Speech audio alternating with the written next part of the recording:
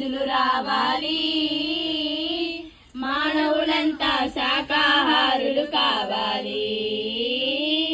ప్రాణిని ప్రాణిగా ప్రాణముతోనే ఉంచాలి, ప్రాణులు అంతా సుఖశాంతుల జీవించాలి. ప్రాణిని ప్రాణిగా ప్రాణముతోనే ఉంచాలి, ప్రాణులు అంతా సుఖశాంతుల జీవించాలి. మాంసాహారము మానే రోజులు రావాలి, మానవులంతా శాకాహారులు కావాలి. క్రిమి కీటక జన్మలు దాటి పశువానర జన్మలు గడవగా పరిణామ క్రమమున నీవు మనుజునిగా మారితివి. క్రిమి కీటక జన్మలు దాటి పశువానర జన్మలు గడవగా పరిణామ క్రమమున నీవు మనుజునిగా మారితివి.